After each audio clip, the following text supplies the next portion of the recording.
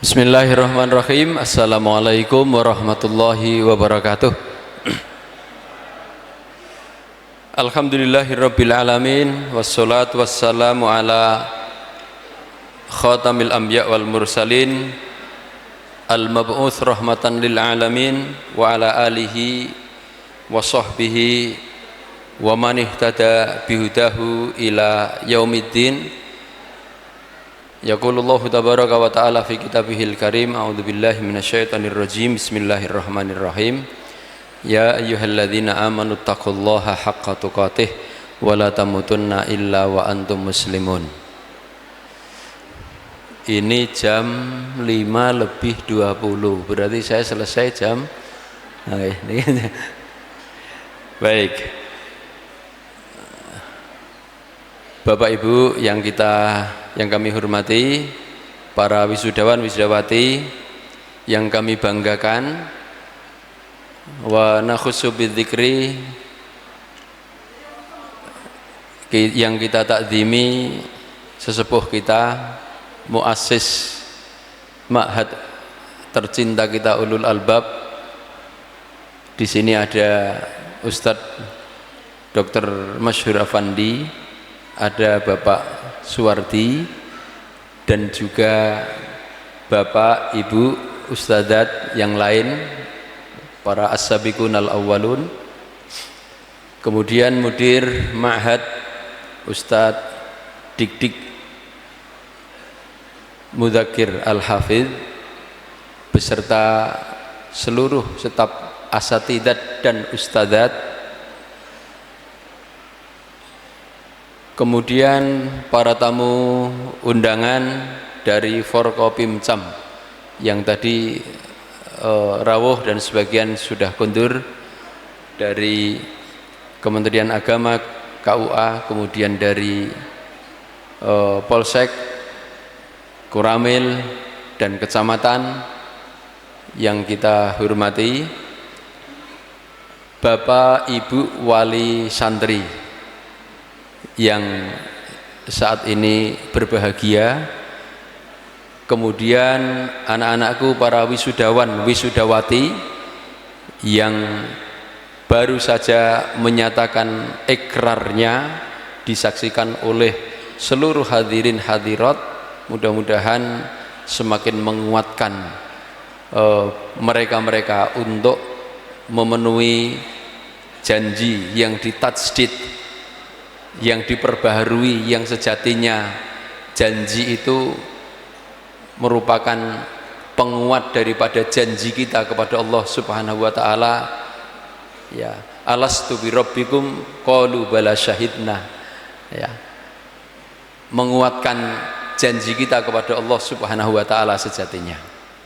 Kemudian para tamu undangan yang enggak bisa kami sebut satu persatu, yang semuanya mudah-mudahan mendapatkan limpahan keberkahan dan rahmat dari Allah Subhanahu wa taala. Pertama, saya mengingatkan kepada semuanya, Ibu, Bapak, wali santri, para ustadz dan wisudawan wisudawati untuk terus sama-sama meningkatkan kesyukuran kita kepada Allah Subhanahu wa taala, karena kesyukuran kita ini akan menjadi asbab untuk diturunkannya kenikmatan Allah yang lain. La in syakartum la azidannakum wa in ta'uddu nikmatallah la tuhsuha.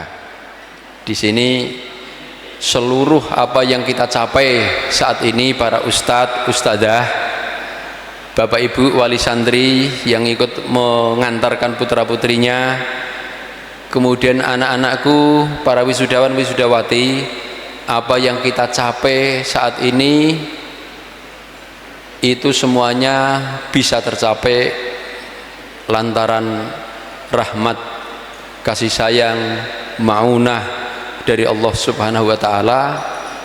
Mudah-mudahan ini menjadi asbab untuk nanti sampainya kepada sebuah kenikmatan yang final, yaitu ridho Allah dan jannahnya, mudah-mudahan. Ya, dan kita tahu bahwa hanya dengan rahmat taufik dari Allah Subhanahu wa taala, kita ini akan mendapatkan ridho dan akan bisa menggapai firdaus al-a'la yang dijanjikannya.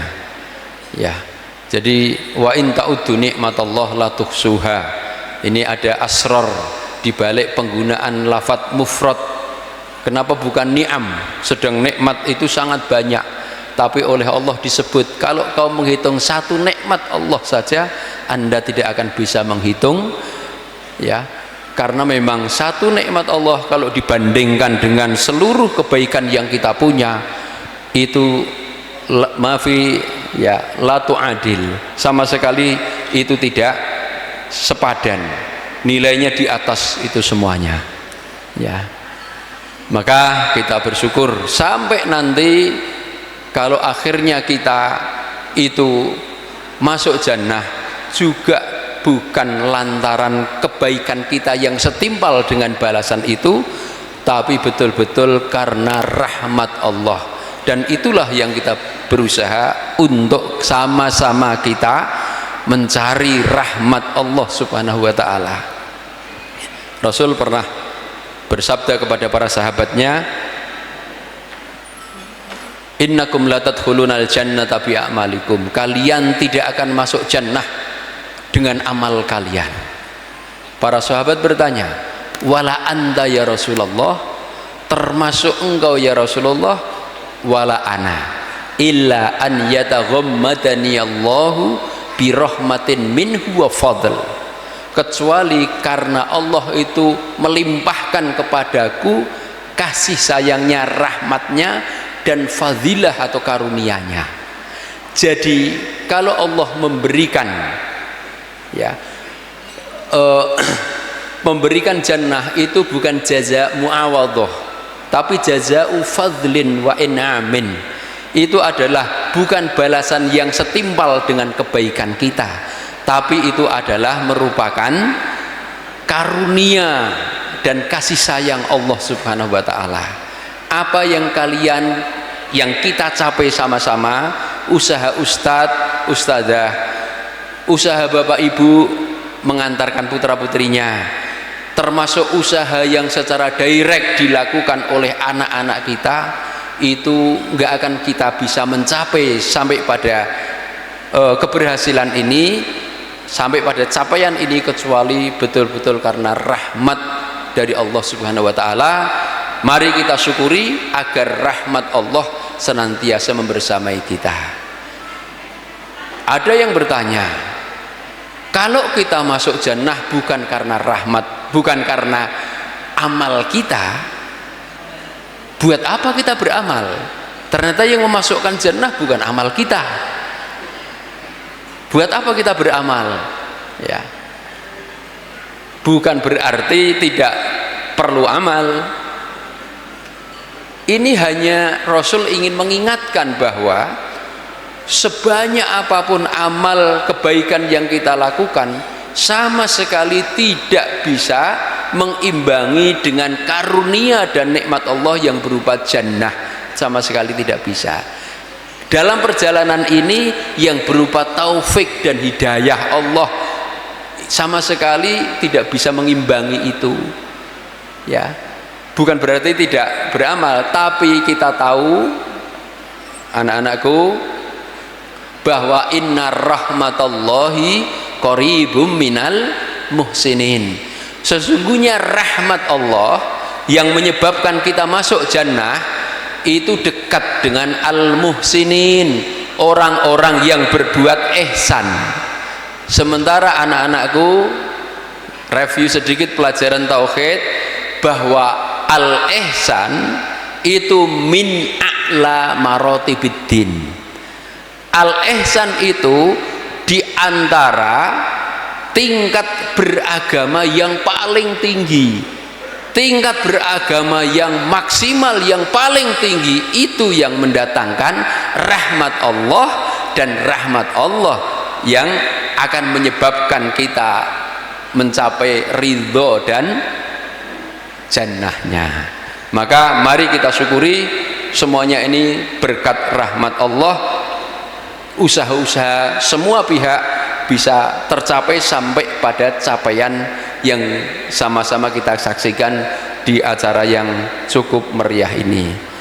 Maka selanjutnya saya ucapkan hani'an lakum wa hani'an lakunna, ya, dengan hafli takhrij ini saya ucapkan selamat kepada anak-anakku. Mudah-mudahan ini menjadi bekal untuk perjalanan panjang kalian meniti jalan perjuangan ini. Ibu bapak yang dirahmati Allah, kita yakin bahwa Al-Quran bagi kita kaum muslimin itu merupakan cadangan energi yang kekal abadi, nggak akan pernah habis, ya.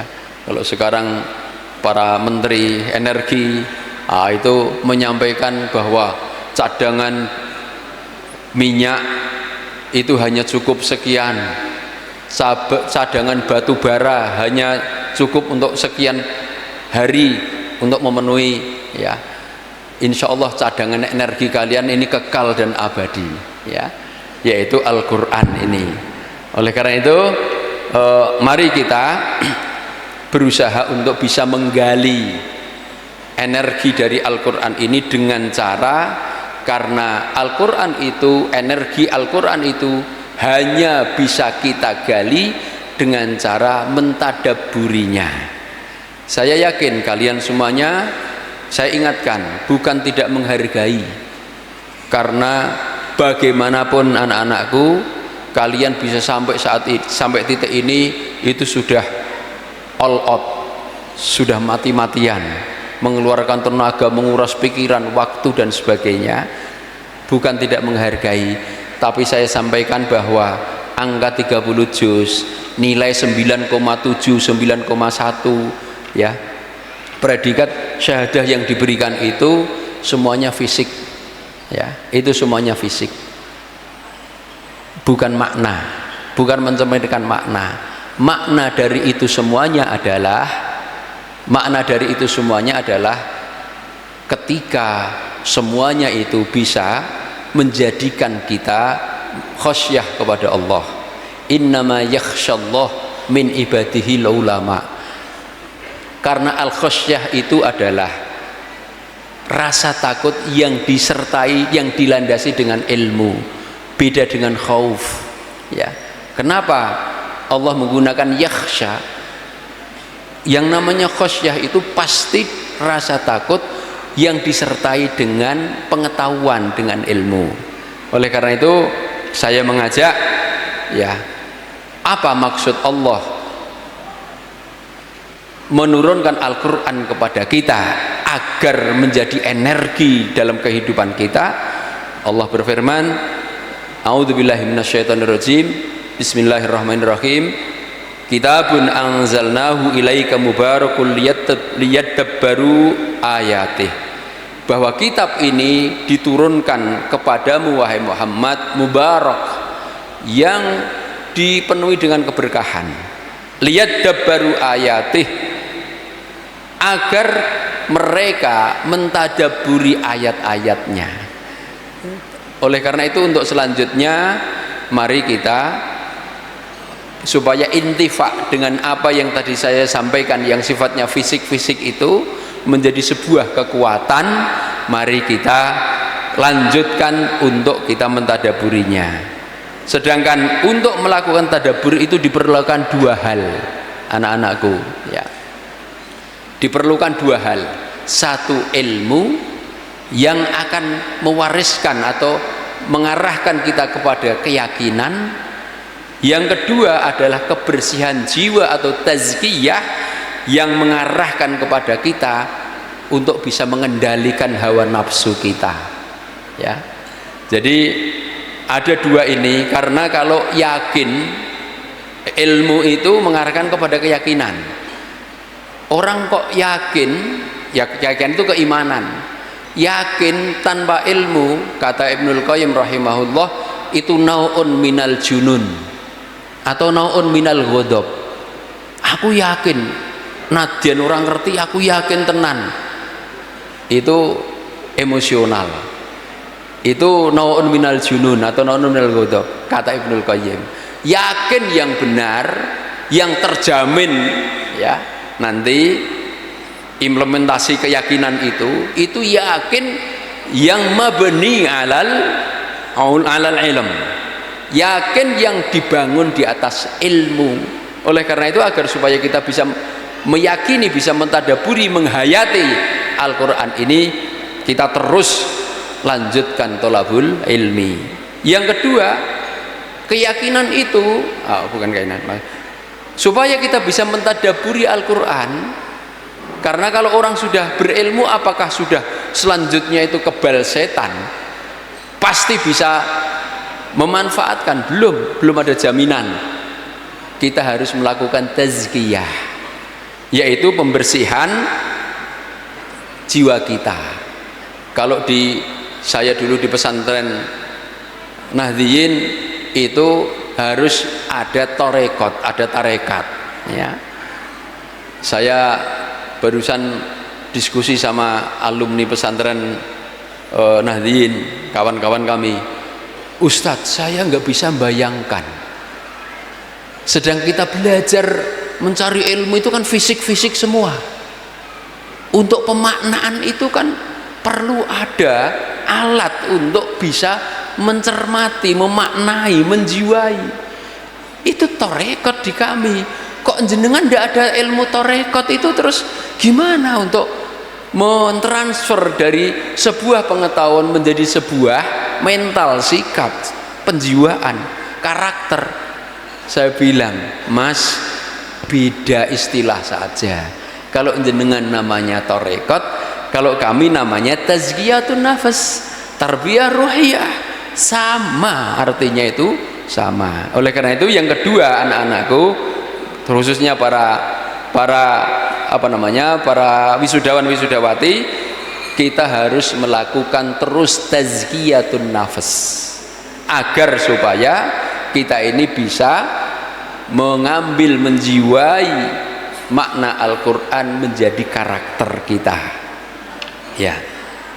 Al ilmu bi ghairi tazkiyah kana hujjatan ala ahlih, kata Ibnul Qayyim juga. Ilmu tanpa dilanjutkan dengan tazkiyah ya, kalau tadi yang jawaban yang dikhawatirkan oleh kawan saya tadi itu, kana hujjatan alaih, ilmu itu akan menjadi penuntut dia, bukan penyelamat dia, tapi akan menjadi penuntut kita semuanya nanti. Oleh karena itu, kita banyak-banyak melakukan tazkiyatun nafas. Kalau saya berbicara tentang ya, jadi tadi saya ulangi sedikit, Allah berfirman di surat An-Nisa ayat 82 bahwa untuk bisa tadabbur itu harus yakin, dan untuk bisa yakin harus kuat ilmunya. Itu di surat An-Nisa ayat 82. A'udzubillahi minasyaitonirrajim. Bismillahirrahmanirrahim. Afala yatadabbarunal Qur'an walau kana min 'indi ghairillah lawajadu fihi ikhtilafan katsira. Apakah mereka itu tidak bisa menghayati Al-Quran? Kalau penyebab tidak bisa menghayati Al-Quran itu karena kurang yakin, dijawab di sini.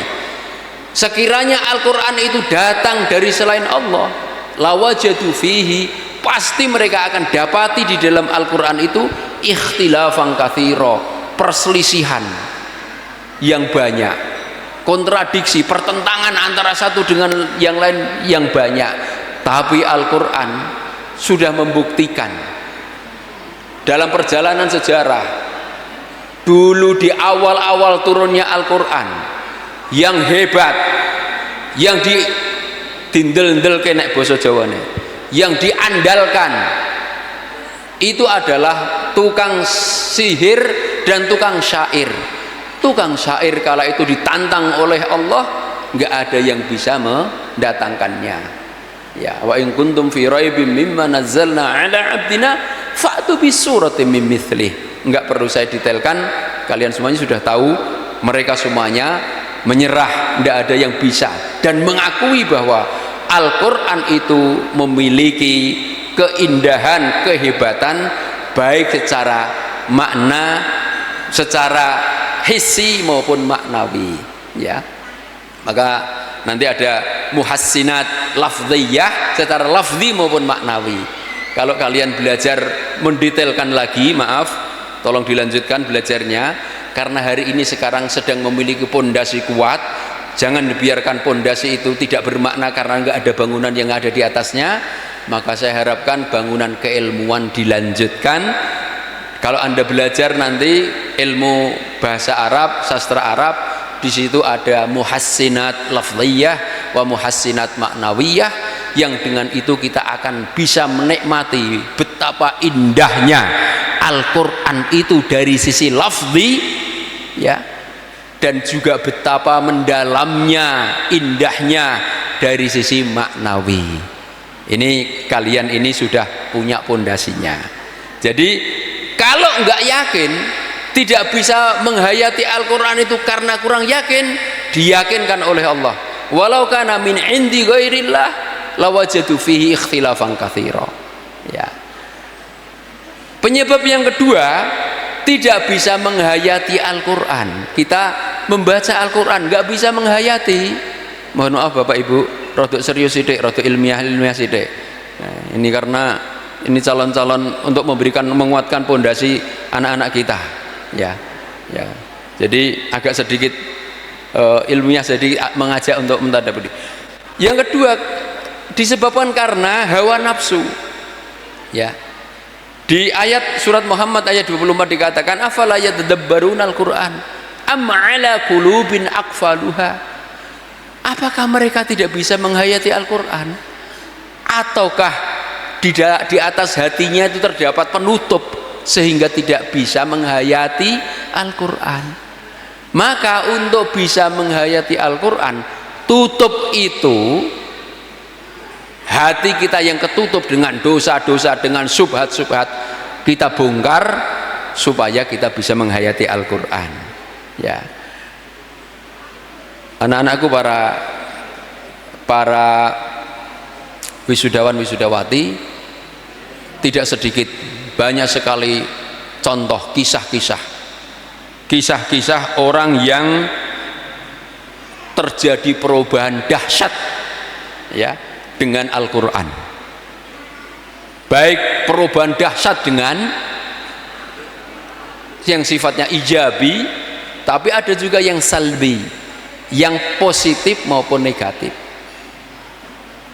Tanpa saya harus menyebut nama, tapi saya sebut peristiwanya, ya. Hari ini saya sedang banyak menangani pasien-pasien, ya, pasien-pasien yang mereka secara capaian zahiriyah hebat-hebat, ustadz, hafidh-hafidhoh, mereka dai-daiyat, tapi banyak yang terkena yang nomor 2. Ini yang lebih banyak saya tekankan kepada anak-anakku. Kalau Ibnul Qayyim rahimahullah itu review, ya, karena ini saya yakin sudah sering disampaikan oleh para ustadz-ustadzah dalam pembinaan kalian, menyebutkan dakhalan nasun nar min thalathati abwab.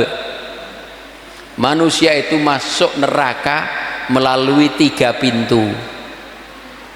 Sudah saya sebutkan tadi, babu syubhatin aurasat syakkan min dinillah.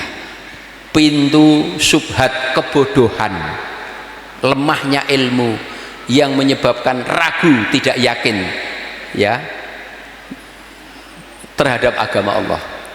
Pertama, ini ditutup dengan ilmu.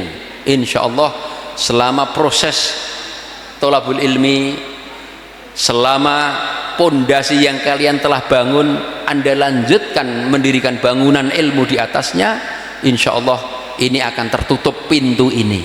Tidak ada pintu bagi setan untuk masuk, ya, untuk menggeret kita ke pintu neraka. Yang kedua, wababu syahwatin aurosat takdimal hawa an taatillah. Pintu syahwat, hawa nafsu, karena tidak ada tazkiyatun nafas tadi itu, yang menyebabkan seseorang itu lebih mengutamakan hawa nafsu, tidak bisa mengendalikan nafsu daripada ketaatan kepada Allah. Tadi sudah kita bahas. Yang ketiga, ini hubungannya dengan sesama manusia. Ternyata yang kaitannya dengan hubungan sesama manusia bisa juga menjadi pintu neraka kita, yaitu wababu ghadabin. Yang ketiga, aurasa al-udwan baina khalqillah, pintu emosi marah yang tidak terkendali, di mana itu menyebabkan seseorang itu menyebabkan terjadinya permusuhan di antara makhluk-makhluk Allah, di antara manusia. Kita tutup yang pertama dengan ilmu, yang kedua dengan selalu melaksanakan tazkiyah, yang ketiga adalah kita tutup dengan berlatih kesabaran.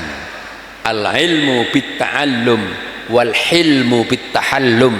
Ilmu itu dengan cara belajar mencari ilmu, sedangkan al-hilm, sikap sabar, itu harus dicapai dengan banyak berlatih. Ya, kita pastikan 3 pintu itu tertutup dari diri kita. Tapi tadi saya tadi sampaikan, orang yang lemah keyakinan itu nanti dia akan lemah terhadap cobaan, terhadap ujian. Untuk yang ini, insya Allah para aktivis semakin dapat ujian berat, semakin kenyal, semakin kuat. Maaf, insya Allah alumni ulul albab ditantang dengan dunia-dunia yang keras, semakin hebat. Ya, insya Allah. Ya. Tapi yang pintu yang kedua, yaitu orang yang lemah jiwanya, kebersihan jiwa, artinya akhir-akhirnya niatnya tidak lurus, ya, tujuannya tidak jelas, itu nanti orang yang lemah kesucian jiwanya, itu dia akan lemah di dalam menghadapi godaan. Apa beda godaan dengan ujian? Ya, ujian itu yang menantang, yang berat, yang menyakitkan. Godaan itu yang nyaman-nyaman, yang enak, yang menyenangkan.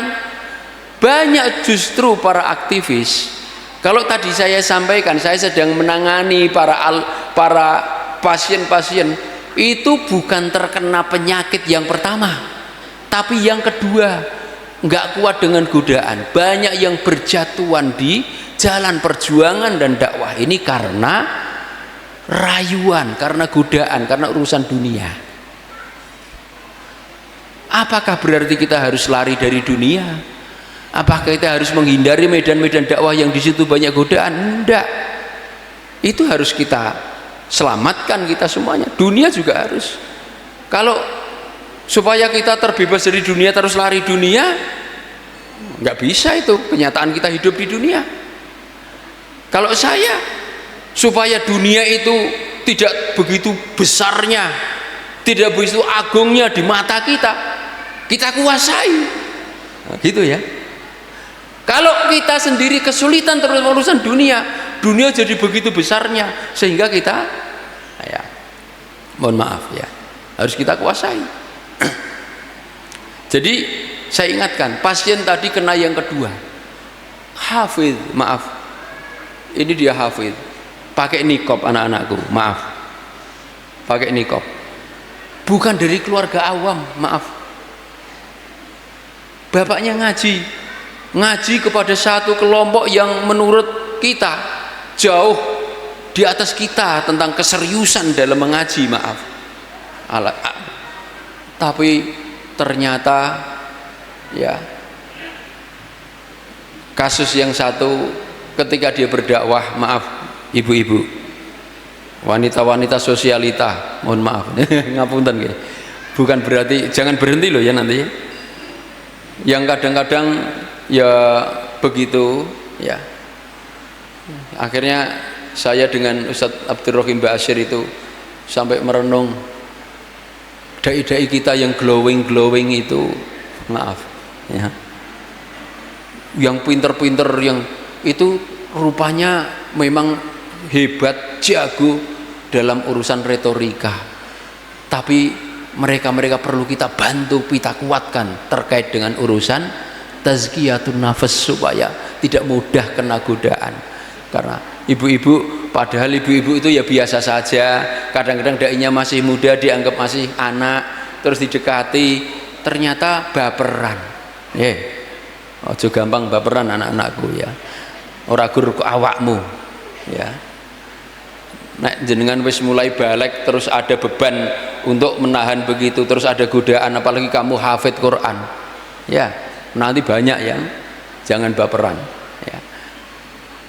Jadi itu terjadi satu itu. Yang kedua, mohon maaf, ada juga yang sedang saya tangani ini belum selesai anaknya hafidhah pakai niqab dari pesantren, bukan dari ulul albab yang pasti ya, pasti bukan dari ulul albab, saya kenal, bahkan bukan dari pesantren-pesantren yang berbasis aktivisme, mohon maaf, karena tadi saya sampaikan lebih tinggi malah kalau mereka ada nampak lahiriahnya itu, keseriusannya itu dalam mengikuti sunnah itu lebih tinggi sebenarnya daripada kita. Tapi maaf, dia cerita sama saya sejak kelas 6 SD sampai tamat SMA Wiyata Bakti, mohon maaf, dia dinodai oleh bapaknya. Naudzubillah. Bukan orang yang pakaiannya you can see my apa itu, enggak, bukan, pakaiannya ya Allah setan itu, ya Allah, bukan pintu syubhat, syahwat akhirnya anak-anakku, urusan dunia dan sebagainya. Oleh karena itu nggak ada di antara kita yang kebal setan. Ingat, wattaqullah fis-sirri wal alan, ittaqillah haitsuma kunta, bertakwalah kepada Allah dimanapun dan kapanpun Anda berada, di dunia nyata maupun di dunia maya. Maaf, lebih membutuhkan bekal takwa yang lebih kuat ketika kalian berinteraksi di dunia apa? Maya. Banyak orang yang alim, imam masjid, suaranya bagus, begitu menghadap ini yang dikunjungi yang sampah-sampah, yang 20% ya. Akhirnya terkena hadis Nabi Shallallahu Alaihi Wasallam, lau limannakum ya aqwaman min ummati, saya akan beritahukan kepadamu kaum dari umatku, ya'tuna yaumal qiyamah, datang di hari kiamat, bihasanat, dengan membawa kebaikan, amsal jibal tihamah, seperti gunung Tihamah, gunung Uhud, kebaikannya begitu ya. Tapi Allah jadikan habaan mansura, Allah sia-siakan itu semuanya, hangus semuanya. Rasulullah bertanya, tahukah kamu siapa itu? Ama innahum apa namanya, ikhwanukum, saya agak lupa, masya Allah. Ya kama takumun, mereka bangun malam sebagaimana kamu bangun. Tapi di situ intinya, walakinnahum idza khalau bimaharimillah intahakuha, tapi mereka itu kalau menyendiri dihadapkan dengan hal-hal yang diharamkan oleh Allah, mereka tidak bisa menahan diri, kemudian terkena godaan, bukan cobaan. Yang kita khawatirkan justru godaan-godaan dunia. Mudah-mudahan Allah Subhanahu wa taala memberikan taufik kepada kita, melindungi kita semuanya dan kaum muslimin dari berbagai fitnah, baik itu fitnah syubhat yang melemahkan keyakinan dan keimanan, maupun fitnah syahwat yang melemahkan iradah, tujuan dan juga keikhlasan niatnya. Dan juga mudah-mudahan Allah menyatukan di antara hati-hati kita dengan talinya subhanahu wa ta'ala, sehingga tidak terjadi semua 3 pintu itu tertutup bagi kita semuanya. Demikian yang saya sampaikan 30 menit. Untuk selanjutnya kita akhiri dengan berdoa kepada Allah. Mudah-mudahan apa yang selama ini kita capai semuanya, dari usaha para pengurus yayasan, usaha ustadz dan ustadzah, usaha wali santri, dan usaha yang dilakukan secara langsung oleh anak-anak kita, ini menjadi bekal untuk keistiqomahan di dalam menjalani perjalanan perjuangan ini sampai akhir hayat. A'udzubillahi minasyaitonirrajim. Bismillahirrahmanirrahim. Allahumma lakal hamdu kulluh wa lakas syukru kulluh wa ilaika yurja'ul amru kulluh. Lakal hamdu bima khalaqtana wa lakal hamdu bima 'allamtana wa lakal hamdu bima hadaitana. Lakal hamdu bil iman wa lakal hamdu bil islam wa lakal hamdu bi jami'in ni'am. Lakal hamdu kama yanbaghi li jalali wajhika wa 'azimi sultanik. Allahumma salli wa sallim wa barik ala nabiyyina Muhammadin wa ala alihi wa sahbihi wa sallim wa radiyallahu tabaraka wa ta'ala an kulli sahabati ajmain. Allahumma arhamna ma'ahum bi rahmatika ya arhamar rahimin. Allahumma ij'al jam'ana hadha jam'an marhuma wa tafarruqana min ba'dihi tafarruqan ma'suma wa la taj'al fina wa la ma'ana syaqiyyan wa la mahruma. Allahumma ya hayyu ya qayyum bi rahmatika nastaghith aslih lana syu'unana kullaha wa la takilna ila anfusina tarfata 'ainin. Allahumma aslih ahwalal muslimin hukaman wa mahkumin. Allahumma aslih lana dinana alladhi huwa ismatu amrina wa aslih lana dunyana allati fiha ma'ashuna wa aslih lana akhiratana allati ilaiha ma'aduna waj'alil hayat ziyadatan lana fi kulli khair waj'alil mauta rahatan lana min kulli syarr. Ya Allah ya Rabb kami, pada hari ini hamba-hambamu berkumpul di tempat ini, semuanya memiliki niat yang soleh, niat yang baik, niat untuk menguatkan kedekatan mereka kepadamu ya Allah. Ya Allah, bimbinglah mereka semuanya dengan ilmumu. Ya Allah, jadikanlah mereka yang melakukan usaha untuk meninggikan kalimatmu, untuk menyebarkan dan mendakwahkan kitabmu. Ya Allah, berikanlah taufik, berikanlah pertolongan. Ya Allah, berikanlah, limpahkanlah keberkahan kepada pesantren ulul albab, para pendiri-pendirinya, para pengurus-pengurusnya, para ustadz-ustadzahnya, para wali murid, wali santri dan santriwatinya, dan juga para santri serta seluruh yang memiliki saham terhadap proyek mulia, yaitu proyek untuk meninggikan kalimat-Mu. Ya Allah, jagalah hati mereka untuk senantiasa ikhlas di dalam mengambil bagian dari setiap pekerjaan yang ada di ma'had kita ulul albab ini.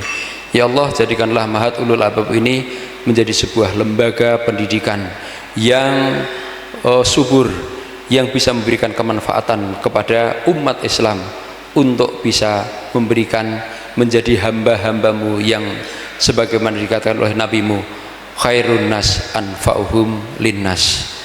Rabbana atina fid dunya hasanah wa fil akhirati hasanah wa qina adzabannar. Subhana rabbika rabbil izzati amma yasifun wa salamun alal mursalin walhamdulillahi rabbil alamin. Assalamualaikum warahmatullahi wabarakatuh. Waalaikumsalam.